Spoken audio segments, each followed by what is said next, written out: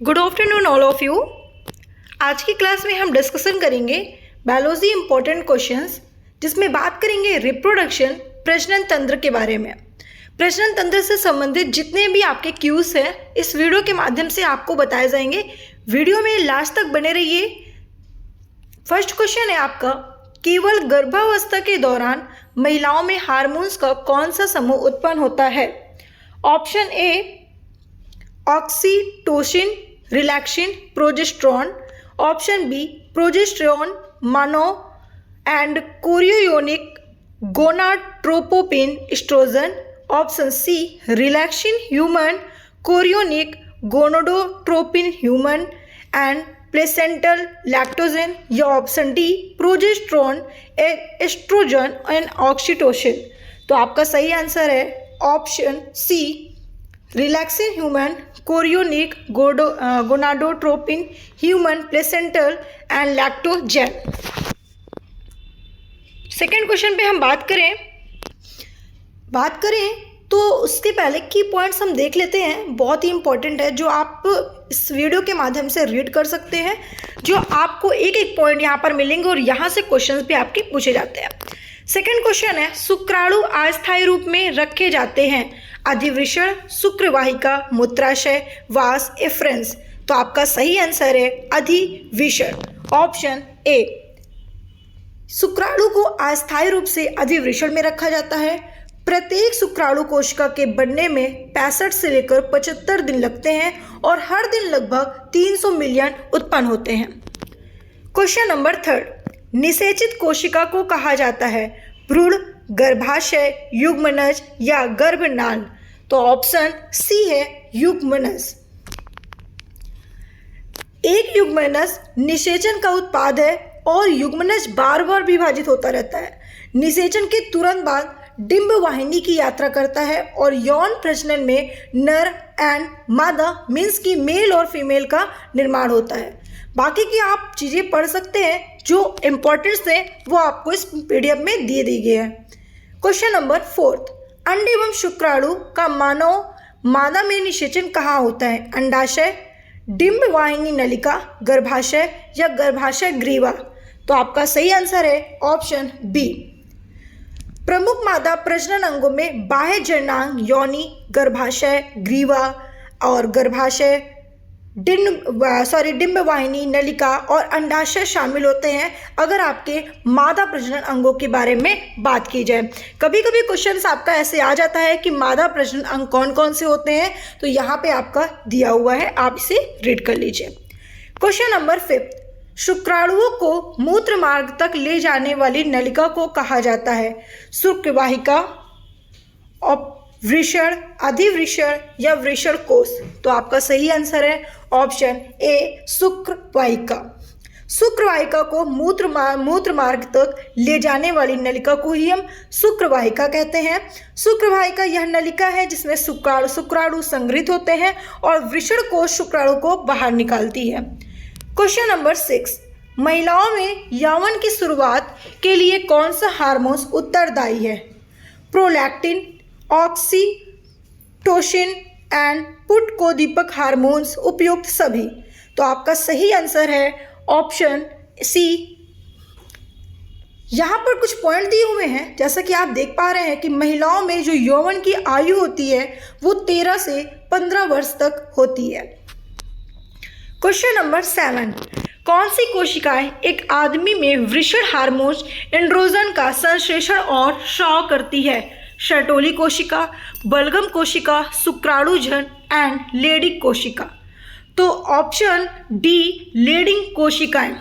प्रत्येक वृषण में लगभग अगर हम बात करें तो 250 डिब्बे होते हैं, जिन्हें वृषण लोब्यूल कहा जाता है, या कहते हैं प्रत्येक लोब्यूल में एक 3 अधिक कुंडलित एंड सीमन युक्त नलिकाएं होती हैं जिसमें शुक्राणुएं पैदा होती हैं। क्वेश्चन नंबर 8, गुणसूत्रों पर जीनों की उपस्थिति का क्रम है? गोलाकार, कुंडल निकार, रेखाकार, कुंडली निकार बोल सकते हो, ठीक है। उपरोक्त में से कोई नहीं। तो ऑप्शन नंबर 8 का आंसर है ऑप्शन सी रेखाकार। क्वेश्चन 9, क्रोमोसोम किसके बने होते हैं? देखिए यहाँ पे क्रोमोसोम की बात की गई। क्रोमोसोम का डिस्कवर्ड वर्ल्डेयर नामक एक साइंटिस्ट ने जिन्होंने डिस्कवर किया था। Option A DNA, RNA, protein या उपरोक्त सभी। तो अगर हम क्रोमोसोम की जब बात करते हैं तो यहाँ पे उपरोक्त सभी होगा, क्योंकि क्रोमोसोम आपका डीएनए, आरएनए और प्रोटीन तीनों से मिलकर बना होता है। जीन्स किसके बने होते हैं? जीन्स में अगर बात करते हैं तो हिस्टोन, पॉलीन्यूक्लियोटाइड, हाइड्रोकार्बन, लाइपोप्रोटीन। तो 12 का आंसर है आपका डी, लाइपोप्रोटीन। लाइपोप्रोटीन का जीन्स आपका बना होता है। क्वेश्चन नंबर 11, पुरुषों के बंध्याकरण शल्य क्रिया को कहते हैं? Option A, option B, option C, option D. इसका सही आंसर है आपका option C, vasectomy. Question number 12, लैंगिक जनन से आनुवांशिक विचरण कैसे होता है? जीन से समिश्रण से, बी क्रोमोसोम में बदलाव से, सी जीन के मिश्रण से, डी उपयुक्त सभी। तो आपका सही आंसर है ऑप्शन डी, उपयुक्त सभी। अगर लैंगिक जनन के आनुवांशिक विचरण बात करें तो ये तीनों बिल्कुल करेक्ट है इसके लिए। क्वेश्चन नंबर 13, मादा जनन पथ में पहुंचने के पश्चात मानव शुक्राणु अपनी निषेचन क्षमता सुरक्षित रखते हैं 2 मिनट के लिए, 20 मिनट के लिए, 90 मिनट के लिए या 1 से 2 दिन के लिए। तो आपका सही आंसर है ऑप्शन बी, 20 मिनट के लिए। क्वेश्चन नंबर 14, पुरुषत्व के लिए कौन सा गुणसूत्री संयोजन उत्तरदायी है? Option A, option B, option C या ऑप्शन डी। तो आपका सही आंसर है ऑप्शन डी। यहाँ पे पुरुष की बात की गई है पुरुषत्व के लिए, गुणसूत्रों में संयोजन की बात की जाए तो एक्स वाई होगा। क्वेश्चन नंबर 15, और आपने अभी तक वीडियो को लाइक नहीं किया तो भाई वीडियो को लाइक करना तो बनता है, क्योंकि वीडियो आपको पसंद आ रही है, बिल्कुल आनी चाहिए, क्योंकि बहुत ही इंपॉर्टेंट क्वेश्चंस है आपके एग्जाम पॉइंट के लिए। इसलिए क्वेश्चंस को बहुत ध्यान से देखिएगा, और अगर आपको एक बार में नहीं आता तो वीडियो को 2 बार चलाकर देखिएगा, लेकिन स्किप करके मत देखिएगा। बहुत ही इंपॉर्टेंट क्वेश्चंस आपको बताए जा रहे हैं। एक कोशिका की 2 समान अनुजात कोशिकाओं में विभाजित होने की क्षमता को कहा जाता है? खंडन, बहुखंडन, द्विविभाजन, मुकुलन। तो आपका सही आंसर है 15 का सी, द्विविभाजन। मुकुलन अलैंगिक प्रजनन का ही एक रूप है, जिसमें एक विशेष स्थान पर कोशिका विभाजन के कारण एक नया जीव उद्वृद्धि या कली से निकलता है। क्वेश्चन नंबर 16, ईस्ट में अलैंगिक असेक्सुअल जनन किसके द्वारा होता है? मुकुलन, विखंडन, मुकुलन और विखंडन, इनमें से कोई नहीं। तो इसका आंसर है बड़ी, मुकुलन के द्वारा। देखिए ये जो प्रोसेस है ये मुकुलन का है। क्वेश्चन नंबर 17, निम्नलिखित में से कौन सा जीव पुनर्जनन और मुकुलन द्वारा प्रजनन करता है? खमीर, प्लाज्मोडियम, हाइड्रा, प्रेनेरिया। तो इसका आंसर है आपका option C, hydra. Question number 18, यदि शामिल हो तो और भी अधिक विविधता उत्पन्न हो जाएगी? लैंगिक प्रजनन, बाइनरी विखंडन, वनस्पति प्रजनन या अलैंगिक प्रजनन। तो ऑप्शन ए, लैंगिक प्रजनन बिल्कुल करेक्ट है। क्वेश्चन नंबर 19, सिनगैमी कहलाता है एक अंडे का विखंडन, एक शुक्राणु का विखंडन, एक शुक्राणु का एक अंडाणु का संयुग्मन, एक शुक्राणु का एक सिनजिड के साथ संयुग्मन। तो इसका आंसर है आपका ऑप्शन नंबर 19। क्वेश्चन नंबर 19 का आंसर ऑप्शन सी, एक शुक्राणु का एक अंडाणु से संयुग्मन। क्वेश्चन नंबर 20, इम्प्लांटेशन किसकी प्रक्रिया है? माता के शरीर के अंदर एक बच्चे का विकास होना, एक गर्भाशय के लाइनिंग से युग्मज का जुड़ना, माता के रक्त प्लेसेंटा के माध्यम से पोषण, ऑप्शन डी भ्रूण और इसकी पोषण के विकास। तो इसका सही आंसर है आपका ऑप्शन बी, एक गर्भाशय के लाइनिंग से युग्मनज का जुड़ना। क्वेश्चन नंबर 21, अलैंगिक जनन मुकुलन द्वारा होता है? अमीबा में, ईस्ट में, प्लाज्मोडियम में या लिशमानिया में? तो इसका सही आंसर है ऑप्शन बी, ईस्ट में। नेक्स्ट क्वेश्चन है आपका, निम्न में से किस जीव में बहुविखंडन होता है? अमीबा, हाइड्रा, मलेरिया, परजीवी या ईस्ट? तो 22 का आंसर है आपका ऑप्शन ए, अमीबा। अमीबा एक ऐसा जंतु है जिसको कई भागों में विखंडन भी किया जा सकता है, लेकिन ये मरेगा नहीं, मतलब ये जीवित रहता है, इसका विखंडन से इसकी मृत्यु नहीं होती है। ये फिर से क्या करता है, इसका मतलब बोले तो रीजनरेशन की इसके पास कैपेसिटी ज़्यादा होती है। मानव स्त्री में अंडों का निर्माण होता है गर्भाशय में, ओवेरियन फॉलिकल में, फैलोपियन नली में, इनमें से कोई नहीं। तो आपका आंसर है 23 का option number B, ovarian follicle में। नेक्स्ट क्वेश्चन, अमीबा में किस प्रकार का अलैंगिक प्रजनन होता है? बीजांड, बाइनरी विखंडन, वनस्पति वंश वृद्धि या बर्डिंग?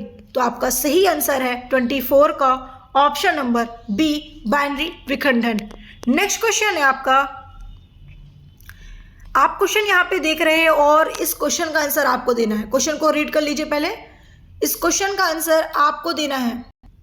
एमनियोसेंटोसिस एक तरीका है जो बताता है, क्या बताता है? भ्रूण के लिए लिंग को, अमीबा एसिड के प्रकार को, प्रोटीन में अमीबा एसिड के अनुक्रम को, या हार्मोन्स के प्रकार को। इसका सही आंसर आप सभी लोग हमें कमेंट करके जरूर बताएं।